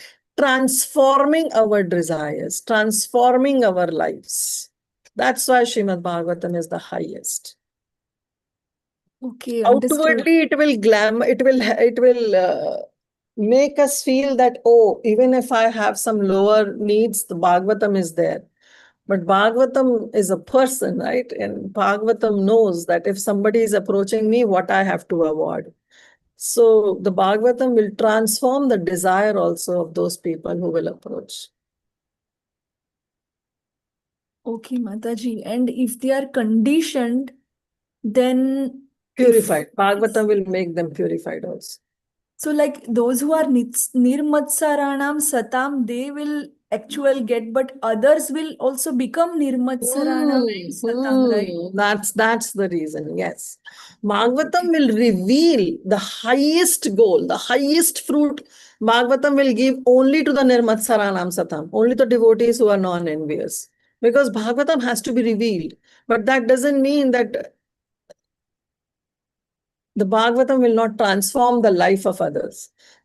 Will bring closer to them. Bhagavatam will bring closer those devotees to itself, but then Bhagavatam will purify them and will give and make them understand the highest goal and reward them the highest fruit. Thank you so much, Mataji. This is That's helpful. what Bhagavatam does. Very Thank you, Mataji. Yes, Sadamini Mataji. Hare Krishna Mataji. Mataji, what Tulsi Gopi Mataji was first asking, so regarding that only, I was having this doubt. Like in our today's class, you discussed that after giving up all the material, when the jivas reach Brahma Jyoti, they give up all their material senses. Then, but again, you were telling that subtle senses are still there. So, No, subtle senses. subtle senses are there. Everything is given up. Now they are in pure state and pure ananda, only blissful state. There is no senses. Subtle senses are also not there, Mataji. No, it's not there. Oh, then Why Prabhupada is saying that they get bored there and then they desire and they come back? so do they never come back, Mataji, once they reach Brahma No, Jyoti? no. Or they don't develop any other desire after that? It's an eternal position, it's an eternal state. Oh, okay, Mataji. Shilajiva Goswami in Sandarbhas emphatically he points out this, that nobody falls down from Brahmajyoti. Only Brahma those Jyoti. who aspire to be and have yet not reached to the Brahmajyoti, and they think that they have reached or they are liberated, they fall down because they have no attraction for the Supreme Lord. But those who have attained that perfection by any yogic process never fall down. Oh, okay, Mataji. Okay. But Thank you. yes, I was saying all this about subtle senses, about all this, because Prabhupada has many times written that the jiva falls down from Brahmajyoti. Now, is Prabhupada contradicting the previous acharyas? Answer is no. But then why Prabhupada is mentioning? Because Prabhupada says, I don't want any of my devotee to get attracted to Brahmajyoti. So Brahma Jyoti. that, okay, in Brahmajyoti also, you will get desire, you will get bored, you want to do something, you are not inert matter, you want to do something for Krishna and you will not get any chance, so you will fall down. Oh, okay. Just So for can I his... connect? go ahead. Yes. So can I connect it in this way, Mataji? Like in Golok also, there are so many rasas, Shanta, Dasya, Sakhya, and but Mahaprabhu came us to give us that Radha Madhurya. Dasya. Madhurya. So they all are perfect in their own position, but still Mahaprabhu, our acharyas are teaching us to go towards Radha Dasyam, that bhav. Yeah, So can I connect that way, Mataji? yeah, but even if our acharyas, they connect us to this Madhurya bhav, but that doesn't mean that they reject all other bhavas. Oh, Right. If somebody wants to have that parental love towards God Shri Krishna, that Vatsalya bhav or that Sakhya bhav, then Mahaprabhu only will guide us. oh, We will get connected to such a spiritual master. So it's not that they are rejecting all others, but here it's complete rejection, that don't even think of going to Brahman. Okay. Now I understood. So here it is complete rejection. Though Brahmajyoti is eternal, still we will not go. Don't want to go there. They don't want to go. Yeah. Okay, Mataji. Yeah, I got it. Thank you so much. Yes, Rupal Mataji. Hare Krishna, Mataji, Dandavat Pranam. So, is it true that only who does this Ashtang Yoga or Shat Chakra Yoga, they only can go to Brahma Jyoti? Brahmajyoti is a destination, is a gati of Jnana Yogi and Ashtang Yogi. Direct liberation or gradual liberation. Yeah, so is the Ashtang Yoga and Shat Chakra Yoga mandatory for them to reach to that place? No, we have seen, right, in the very first verse, we have seen what we started off, that Prabhupada said in the purport. There are 3 ways to reach this Satyaloka. Okay, there, that is for the Satyaloka. Yeah, for that, for coming to this Brahma Jyoti, see, only the Gyanis and the Yogis will go, na? And the Gyanis, they perform this Satchakra, or the Yogis perform this Ashtanga Yoga. So naturally, they will only go, because the Bhaktas, the devotees, they neither aspire and neither their process recommends to go to that Brahma Jyoti. Right. So by default, they are following, and another thing is they do have desires, right? They do have desire to go in the deep sleep mode. Both of them, Rani and Yes, and they're happy. They're happy there. So that both things are totally opposite of Bhakti Yoga, because in Bhakti Yoga we don't do those 2 things. Yeah, Bhakti Sayujya Mukti is 100% not desired. They don't want to become one with the Supreme Lord. See, these people, these Brahmavadis, they become one with the Supreme Lord because they want to become one with the Supreme Lord. Right? Mayavadis are different. Mayavadis wants to merge also with the Supreme Lord, but they start thinking themselves to be God, which Prabhupada says is a myth. You cannot become supreme. It's like a green parrot merging into a green tree. Recently, I'll stop here because anyways, we are time. So we'll start with 32 next Tuesday. So recently we have a Govardhan retreat in Govardhan, in Vrindavan. And literally, if we were at the foothills of Govardhan and we saw, and Srila Sachidananda Swami was there, and he also quoted this, literally there was a green tree and the parrots were chirping, and the parrot, two parrots actually, they came and they went inside that green tree. I have a picture also. If you see that, you will not even see that green parrot, because that green parrot has come and sat in that green tree. Right? So outwardly it looks only the tree. So that means the parrot lost its individuality? No, the parrot is still there. So I took a picture also. If you zoom in, you will see the parrot. Otherwise, it's looking like a green tree. Same is our philosophy. In Brahma Jyoti, these Mayavadis think that they will go and merge into that Supreme Brahman and they will become one with the Supreme Lord and they themselves will become Supreme Lord. That won't happen. You will be there in Brahman. You will be there eternally in Brahman, but still your individuality will be maintained. You will not lose your individuality.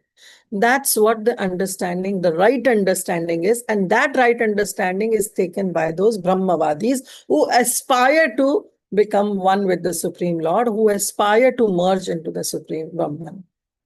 So they are not offensive, but the Mayavadis who think that they will become God, they become offensive towards the Supreme Lord.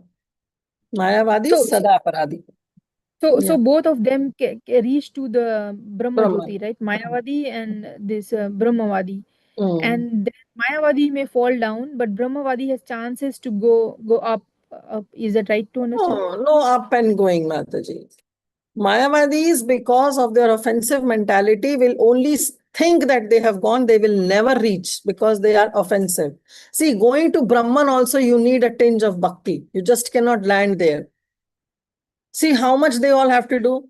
This coming to the stage of dharana, dhyana, samadhi itself means that you are meditating on the Supreme Lord. So that tinge of bhakti is still there, whether you are meditating on the different absolute aspect of the Supreme Lord, but still you are meditating on the Supreme Lord only. Right? So that tinge of bhakti is required. But Mayavadis, they are offensive. So they will never land up to this Brahma Jyoti.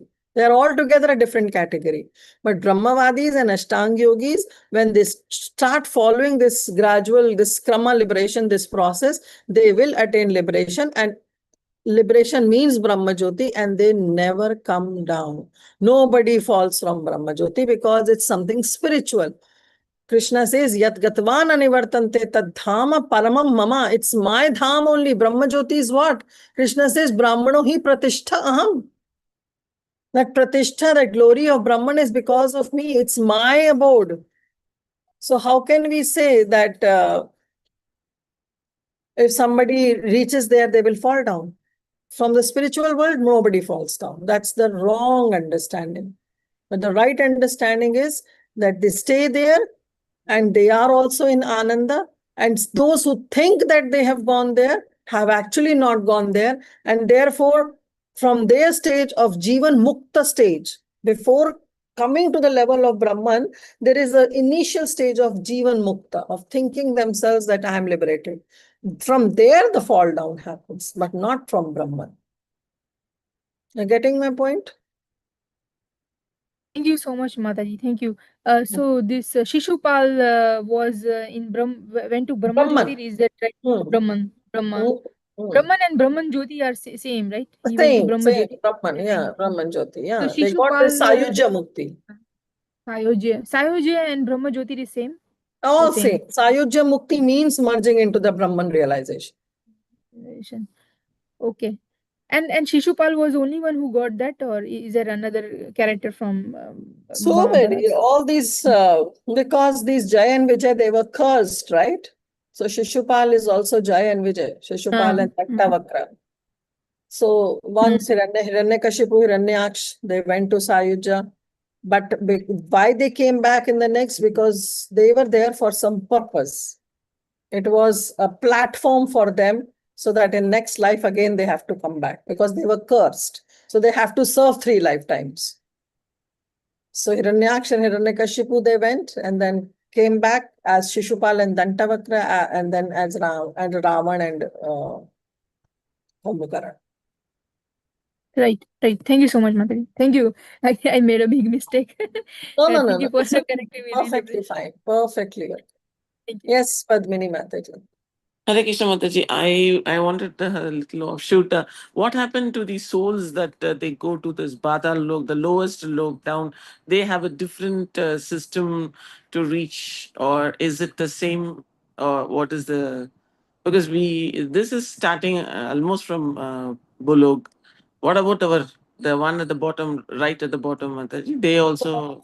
Yeah, so the classic example is given that when you enter a multi-story building, which has lot of levels in the basement also, you go to buy something, it's a big shopping complex, and then you enter into that shopping complex, but you enter from where? From ground level. And then you have multi-story.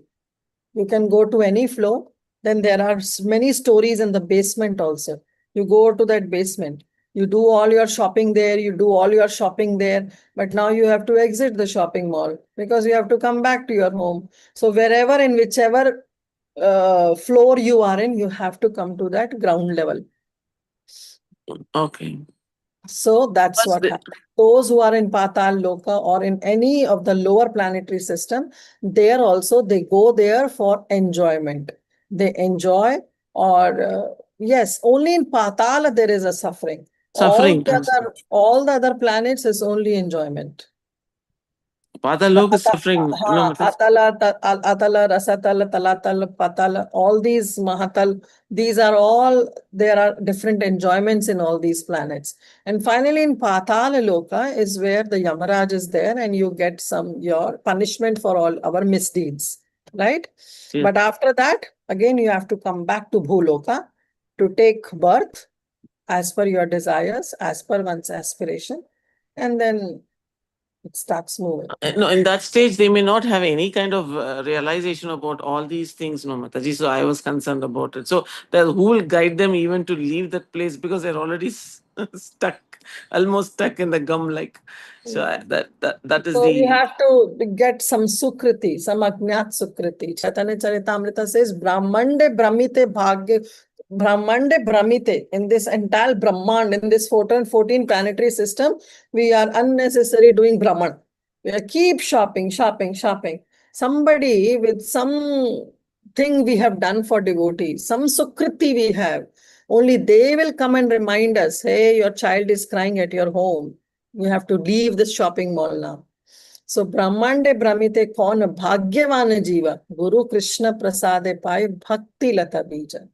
That we are all wandering in this 14 planetary system, but somehow we have to develop that fortune that some Sukriti, where we come in contact with Guru, and with the mercy of Guru, we get Krishna Bhakti. Okay.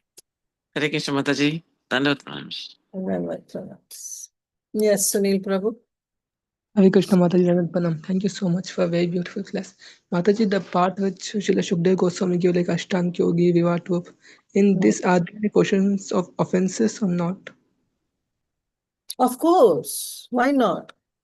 There are offenses. There is always chance of trips and fall down. Yes. In Ashtang Yoga, what offense they're not chanting, there is no Namapad, nothing like that. They have to follow some yam, some niyam, some asan, some pranayam. They have to follow pratyahar. They have to withdraw their senses from sense objects. What if one day they see pizza and they attack on it? Right? So they have to do all this. Otherwise, they will commit all these apradhas. Yes, thank you so much, Mataji. Another question I have. Control their senses. They have to not be envious. They have to be samadarshina. See, pratyahara, then comes their dharana. How can they meditate on the Supreme Lord? Their dharana ashraya. When they see everybody as pandita samadarshina. If they don't see, if they develop enmity towards others, again offenses, right? Commit Yes. it, fall down. Simple. Start again. That's the worst part of all these processes. That once you come down down to zero. Vishwamitra, no, he was trying to become a Brahma Rishi. 3 times. 3 times it happened with him that he fell down. Mataji, this, I think the yogis will start where they've fallen down, I think. Svalpam apyasatvayate na bhavat. Bhagavad Gita says. Yeah, so they fall down. But with Bhakti Yoga, that's not the case. With Bhakti Yoga, in whatever state we are in, it's only carried forward. Nothing is lost. Salpa abhidharmasya trata mahato bhaya. That will release you from all kind of fear because you don't lose anything in Bhakti Yoga. But in all other process, you are again, maybe you are at the stage, like that the game that we play, the snakes and ladders, the Saap Seedi ka jo game khelte the. 99 pe pahunch ke, there is a snake and that bites you and you are back to number 7. And again, you have to go through. So this has all happened. You are back to 0. But in Bhakti Yoga, it doesn't. Even if you are 20, next life you'll start from 21. You are 40, next time you'll start with 41. So there is no loss. Thank you so much, Mataji. Yes, Gauranga Gopal. Oh, sorry. Tulsi Gopi Mataji, let me hear from Gauranga Gopal Prabhu first and then we'll come back to you. Hare Krishna Mataji. Dandavat pranam. Mataji, as you said just now that Shishupal and Dantabhakta, they have reached that Brahma Jyoti, right? Because they were killed in the... Yeah. So we also know that Brahma Jyoti is a place where people get struck and all. And but we also came to know that these Jai Vijay were originally in Vaikuntha. And if they maybe due to give pleasure or give beer rush to the Lord, they actually had to come and take this Asura Yoni. So how can they get stuck in Brahma Jati Mataji? Because originally they were stuck. It's not getting stuck because they all were killed personally by the Lord. So they were awarded this spiritual destination because Krishna, even when he kills the demons, he gives some mukti. He awards some mukti. They cannot get any other mukti because they have to serve 3 lifetimes as a part of curse. So they were time-beingly situated in Brahman. They got this Sayujya Mukti, but again, in the next yuga, they have to come back. This is all we have to understand. Okay, so ultimately, they came back to Vaikuntha? Of course. Prabhupada mentions this. After serving these 3 lifetimes, they went back to Vaikuntha. And then when Krishna got this desire that I have to come as Chaitanya Mahaprabhu, they also got this desire that we also want to serve you. And they came as Jagai and Madai. Okay, okay. So they were reinstated in their position as Jai and Vijay. Okay. So it was just a temporary time they stayed in It Brahma. was a temporary, because when Krishna will kill somebody, definitely they'll get mukti. Okay. Right? And they cannot get any other mukti, sarupya. They were already in sarupya. They were four-handed. They were in the planet of the Lord. They were enjoying the same opulence as that of the Supreme Lord. They cannot be awarded any other mukti. Just for the time being, they were given this Sayujya mukti because they were cursed to serve 3 lifetimes. And they have to. Okay.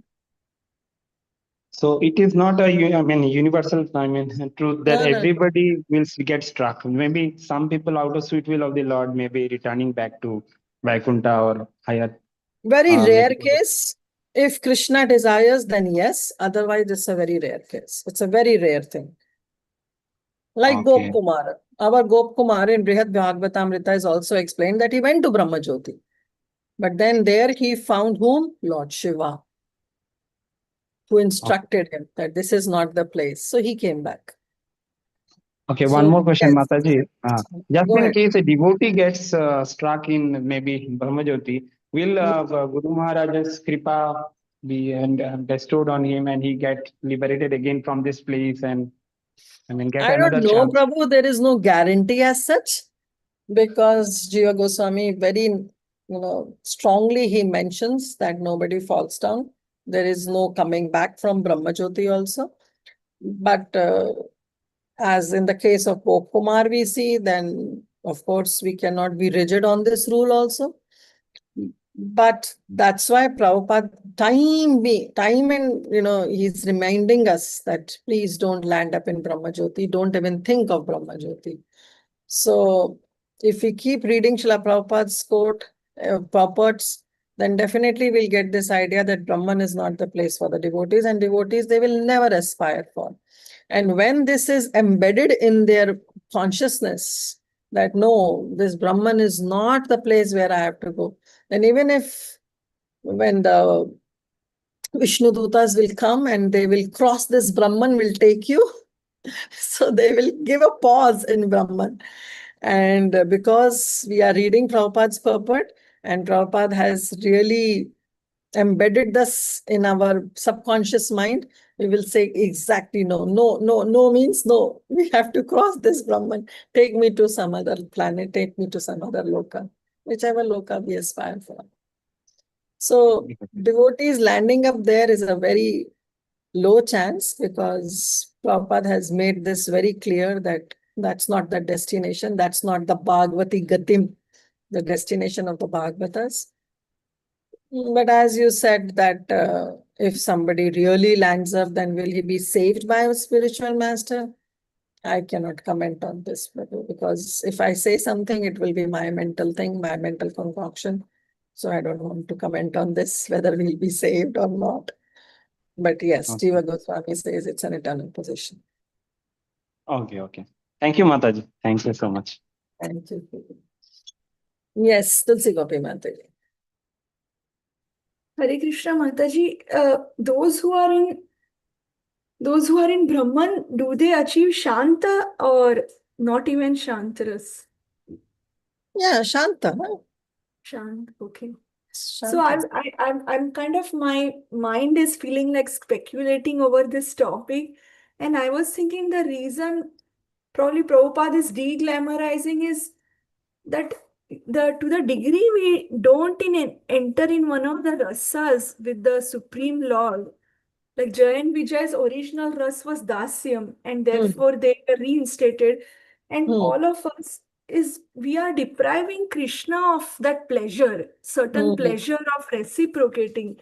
And that's why Prabhupada is like, if you land up being just mukta, but still you're depriving Krishna of some pleasure. He will miss the pleasure that he gets from every unique pleasure from every jiva. And it is a slight kind of a disservice to just land at that bare minimum, actually go and have some reciprocal relationship, and therefore he is de-glamorizing that, at least enter one of the dasyam and other rasas, and that's kind of my See, speculation. No speculation. Very nice. But Prabhupada knows what the acharyas have. Prabhupads know if somebody lands in Brahman, it will be eternal position and they'll be stuck there forever.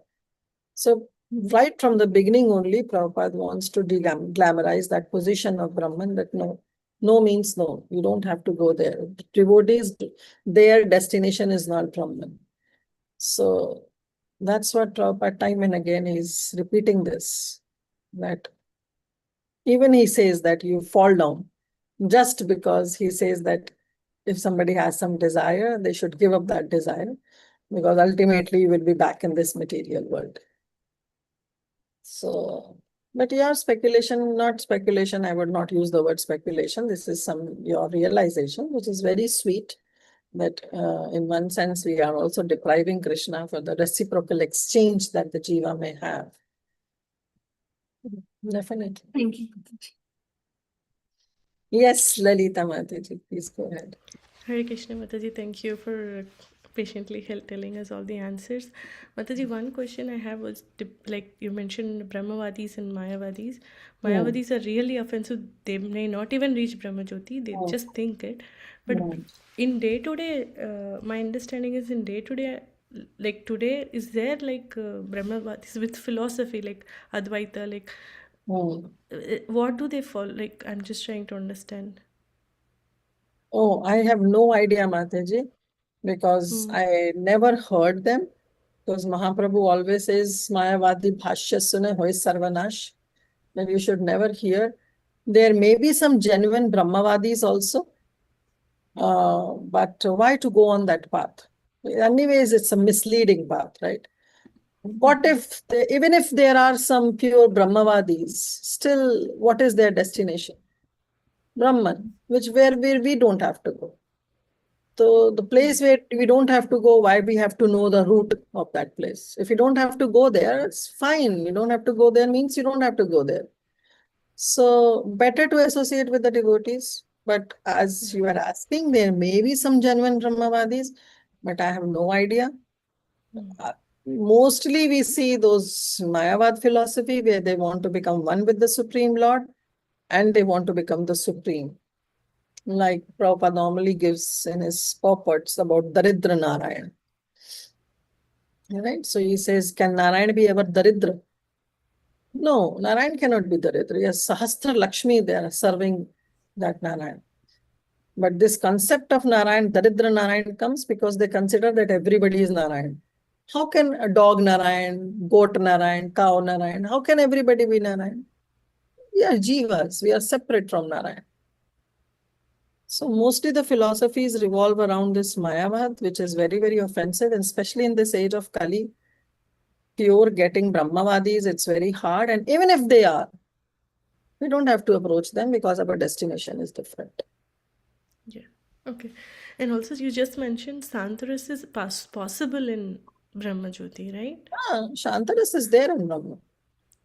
But Shantaras is no what? other Passive. There is rasas. no rasa actually. It's only passive. Yeah. Staying there. Passive. Okay. But other rasas cannot be exhibited. No, Yeah, because thank you. every rasa requires a reciprocal love exchange. There is no Only reciprocal. in Vaikuntha or Golok. Yeah. Thank you, Mataji. Yes, Sunil Prabhu. Hare Krishna Mataji, sorry, I have a different question.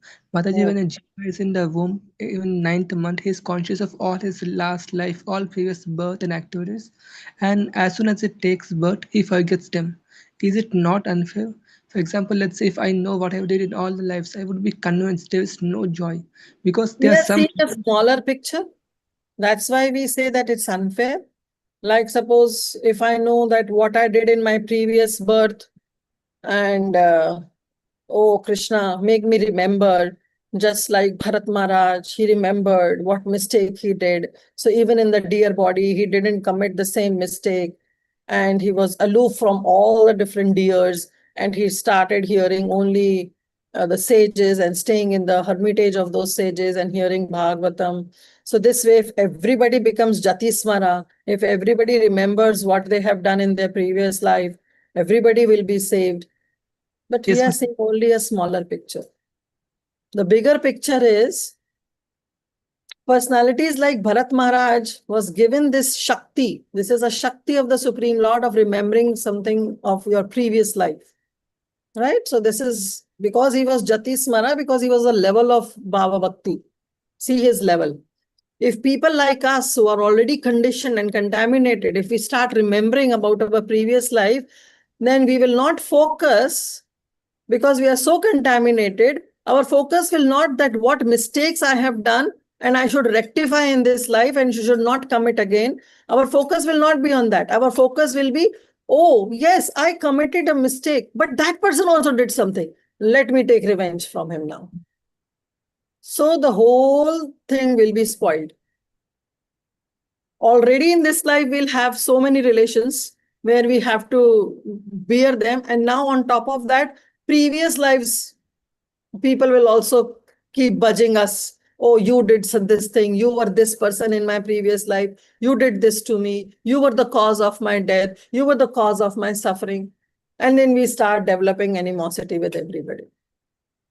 Krishna is seeing the bigger picture because we are so material contaminated. We will not be like Bharat Maharaj. We are not on that level. If we are on that level and if we fall down from them, Krishna will award you this Shakti of being Jati Smara, of remembering your previous lives. But come to that level. Unnecessary asking that this is not fair if we remember, we'll not commit mistake. We are being very, very hypocrite this time that, oh, Krishna, please award me. We will not do the same mistake again. Krishna knows what we will do. We will not just focus on not repeating those mistakes. Rather, we'll focus who has done who has done with me, and then let me take revenge. So it's good that Krishna has given this remembrance and forgetfulness. This forgetfulness is also a blessing, Prabhu. If we don't forget, then imagine what will happen to this brain. It will burst. Thank you so much, Yes, Mataji. Mataji. Been like that way. Thank you so much. Yes, Mataji, sometimes the memories of this life only are so painful. How to See, handle? this life also we are so hard. Can we forgive? Can we forget? No, it's so hard. So hard. Keep on lingering on the tit for tat and blood for a blood and eye for an eye. Mataji, especially during the chanting, we remember all our tasks. Which task we have to do for the day. The moment Yeah, we sit because for the in chanting, what happens? There is no active involvement. Yeah. Chanting, there is no active involvement. Then mind becomes super active and wants to remember all the chores, all the offenses, all those people have done to us. So it's training our mind. Recently, again, I heard one of the class by His Grace Hari Parshad Prabhu. And actually, those who wants to leave, they are more than welcome. Unnecessary, I'm just taking extra time. Mataji, no one wants to leave. No, if somebody has some No, engagements, I because it's understand. morning for India and night for US yeah. time. So I was hearing his class and somebody asked that, when I'm chanting, all these material thoughts keep coming in. So what should I do? How can I control the mind? So very nicely Prabhuji mentions that, see, this is the business of mind, sankalpa and vikalpa, acceptance and rejection. That's the business of mind. So mind will do its business. How can you control it? You cannot control the mind. But then why in chanting also it only comes? Then Prabhuji is saying, because we don't have love for the Supreme Lord. If a boy loves a girl, then no matter what, the boy will always remember the girl. Even when the boy is typing something, doing some office job, answering some phone, or doing any other, even the girl, if doing some household chore or doing some office work, the boy will remember the girl will remember the boy, because the entire consciousness is filled with their lover and beloved. But in our case, what is happening? We have not filled ourselves with Krishna consciousness. So naturally, the mind will jump around whatever we are in this material world. So how can you control? So Prabhuji was saying it's very hard to control your mind. But then what we have to do is, We simply have to fill ourselves with Krishna consciousness. Keep hearing about Krishna. Keep reading about Krishna. Keep studying Srimad Bhagavatam and Bhagavad Gita, devotional scriptures, so that we fill our entire consciousness with Krishna. And then what will happen in our chanting time also, because the mind has nothing else, only Krishna, so the mind will only think of Krishna. Because those 2 hours is not where the mind has to be controlled. It's the rest 22 hours what we are doing, the mind is controlled by that. If 22 hours we keep seeing Bollywood things and keep seeing all those things which we are not supposed to, and we filled our consciousness, then at time of those 2 hours where there is no physical labor as such, we are just sitting and chanting, only the mind is involved, naturally the mind will revolve around those 22 hours that we have spent. But if we have spent those 22 hours in Krishna, in remembering the pastimes of Krishna, like Prabhuji himself is so great, he writes, he composes the verses. So that means his thought process is always on Krishna. So if we will fill our consciousness with Krishna, then in 2 hours also the mind will reflect only something which is related to Krishna, in Krishna consciousness.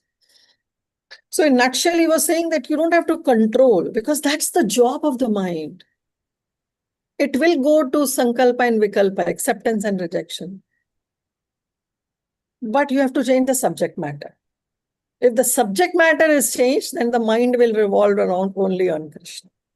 So don't control, rather fix those 22 hours so that mind only thinks about Krishna. And that can only happen when we keep talking about Krishna, glorifying Krishna, and studying about Lord Shri Krishna. So that can happen.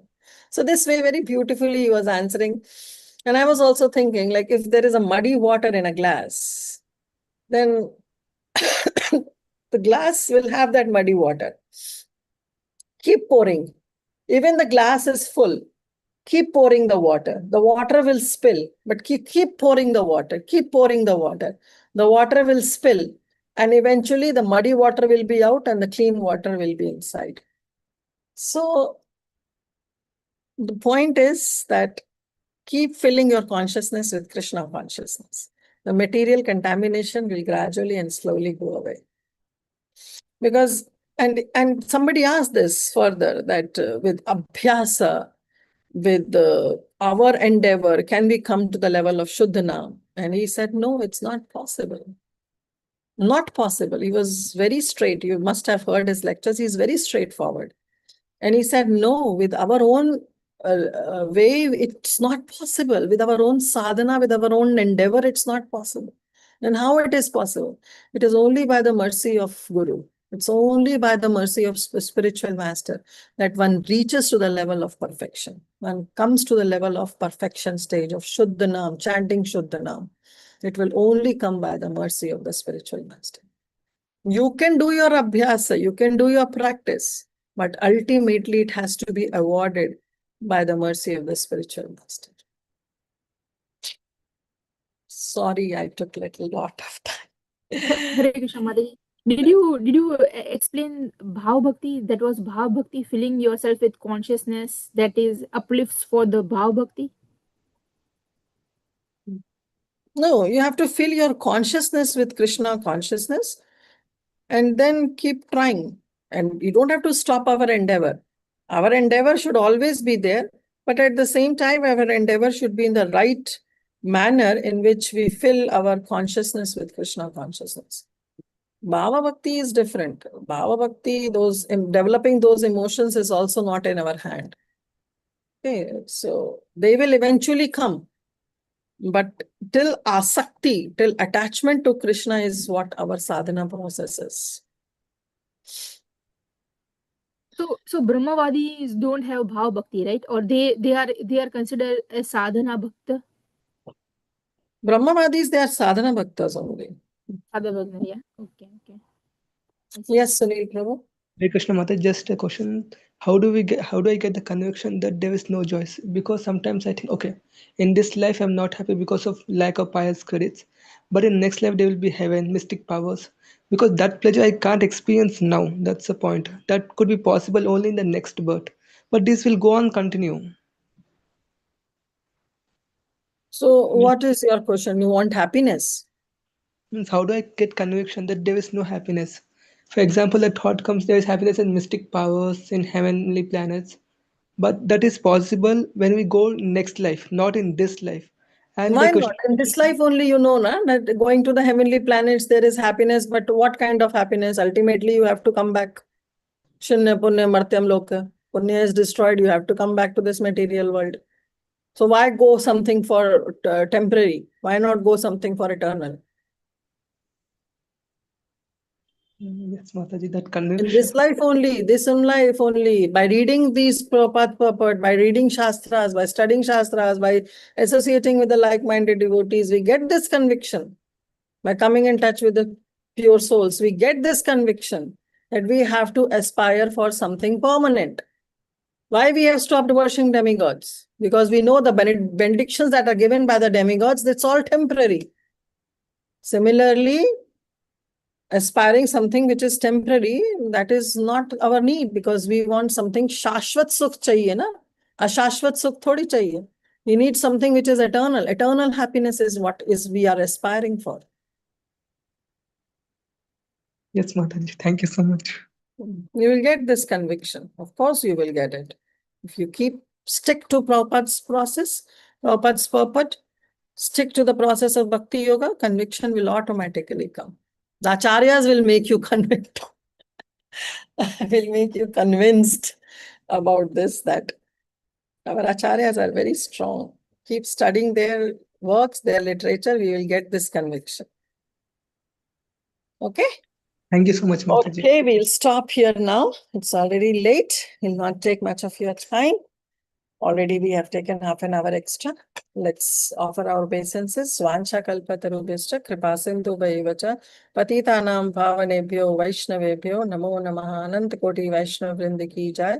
Srila Prabhupada ki jai. Granth Raj Srimad Bhagavatam ki jai. All the assembled Vaishnavas ki jai. Hare Krishna. Hare Krishna, Mataji. Dandavat Mataji ki pranam. jai, Kritika Mataji. Mataji ki jai. Please, Hare. Thank you. Hare Krishna. Thank you so much. Which Sunil Prabhu, which picture you want? Okay, that green Mm, parrot. Parrot, yeah. Okay, Yeah. okay. Hare Krishna.